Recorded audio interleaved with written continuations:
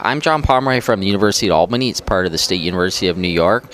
Albany is actually the capital of New York State. A lot of people don't realize that, but it's a smaller city that's the kind of the bureaucratic capital. It's about 2.5 hours from New York City, and then also 2.5 hours from Boston. So it's kind of centrally located in a smaller, cheaper city for students that are looking for some place that maybe their budget's a little bit tighter. You could probably live for probably a quarter of what it would cost for living in some of the bigger U.S. cities, but yet you could be at a high-quality university. We have 18,000 students at the university, about 13,000 doing bachelor's degrees, and then about 5,000 doing graduate degrees, masters, and PhDs at the University at Albany.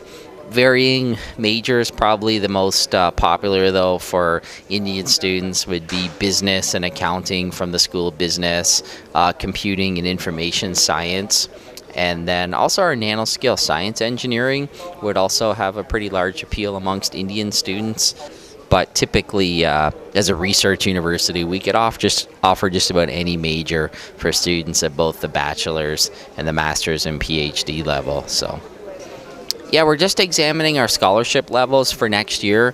For the bachelor students, we think that they'd probably be in the $5,000 a year range for students. Our total cost for room, board, and tuition is about $30,000. So we cover probably 20 to 25% of the cost with a scholarship.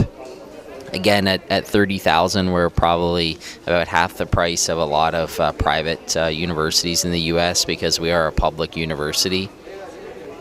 So students actually apply to the university first, get accepted. Bachelor students, master students, they give us their transcripts from either high school or their transcripts from university. And in addition to that, they would also give us their SATs if they're undergraduates, GRE, GMAT scores, TOEFL, IELTS we accept, and then also students submit a bank statement to show that they can support themselves. And then in the midst of the admission process, we also issue the I-20.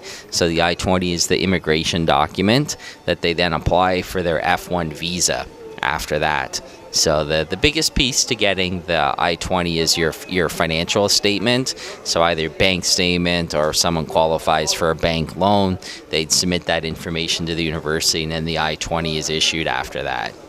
Yeah, I've been coming to India for about 10 years now, so I visited many different parts of the country, so I'm very familiar with the questions, and also I think the intellectual curiosity that Indian students have, probably amongst our best group of students, one of my favorite places. And today, I'm in Mumbai, or Bombay, whatever your choice is, maybe my favorite Indian city of all, so. Yeah, I think that students should research the university carefully that they're interested in, look at the cost factor. I think if they are interested in a bachelor's degree especially, typically we see Indian students go on to do masters and PhDs or medical school afterwards. So I think looking at schools that can give them excellent value at a good price for their bachelor's degree, so that way it still saves money that's available for masters or PhDs afterwards. So research carefully, find a place that you're happy with. And in the case of Albany, we have a pretty big Indian population in the city itself, so it provides support for the students to be able to attend cultural and community events off the campus also. But good luck. I'd like to see any Indian student come visit us at Albany. So thanks.